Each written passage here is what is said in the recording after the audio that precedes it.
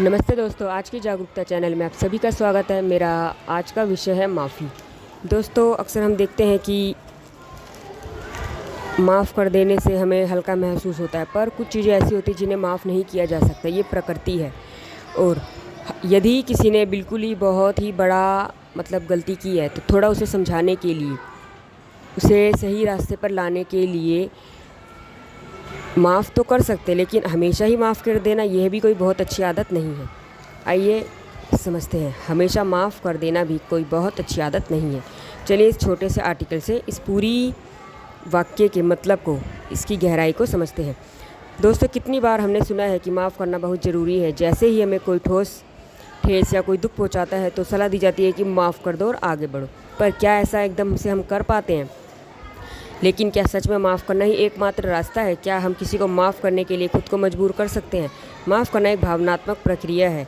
ठीक है, हमने ऊपर मन से शब्दों में कह दिया कि सॉरी, या हमने तुम्हें माफ़ कर दिया, ये सामने वाले ने हमसे कह दिया सॉरी, पर अंदर तो कितनी सारी चीज़ें उमड़ती घुमड़ती रहती है।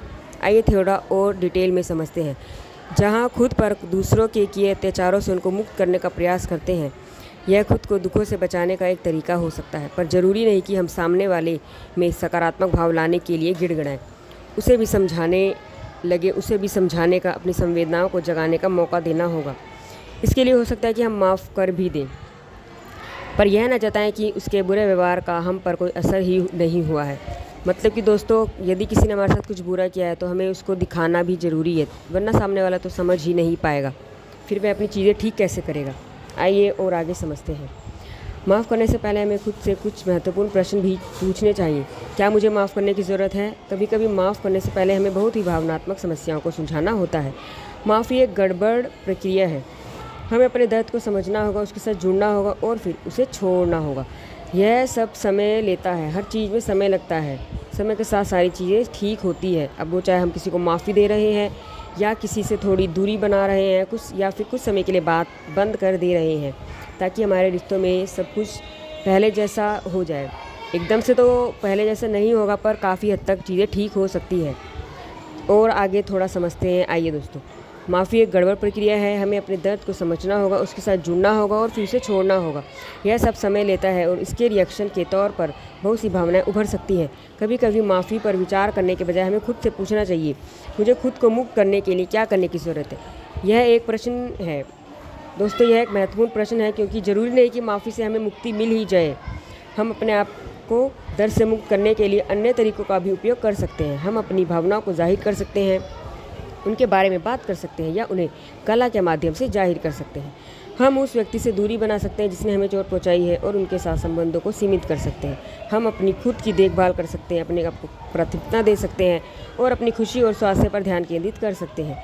माफ़ करना हमेशा सही नहीं होता, पर इसके लिए वह रास्ता चुनना चाहिए जो हमारे लिए सही हो। इसे माफ़ी से परिभाषित नहीं होता है, लेकिन फिर भी हमें स्वीकृति, शांति और मुक्ति प्रदान करता है। इसलिए माफ़ करने के लिए खुद को मजबूर ना करें। आपको जो चीज़ ठीक लगती है आप वैसा करें, जिसमें आप संतुलित रहें, रिलैक्स रहें, आराम से रहें, आपको अच्छा महसूस हो, वही चीज़ कीजिए।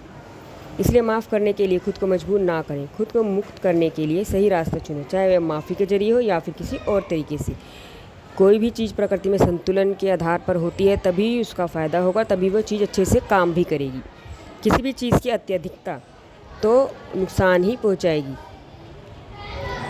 वही माफ़ी मांगना आसान नहीं है, लेकिन यह ज़रूरी है कि हम खुद को और दूसरों को चोट पहुंचाने से बचाने के लिए माफ़ी मांगने और माफ़ करने का रास्ता चुनें।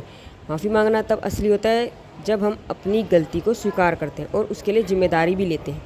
ऐसा नहीं कि ऊपरी तौर से बोल दिया बस हो गया, ऐसा नहीं होता है, और उसके लिए जिम्मेदारी भी लेते हैं। इससे हमें अपने आप के प्रति ईमानदार होने में मदद मिलती है और दूसरे व्यक्ति के साथ एक नया संबंध बनाने का मौका भी मिलता है। लेकिन कभी कभी माफ़ी मांगना भी काफ़ी नहीं होता। हमें अपने कर्मों के लिए जिम्मेदारी लेनी होती है और अपने व्यवहार को सुधारने की कोशिश करनी होती है।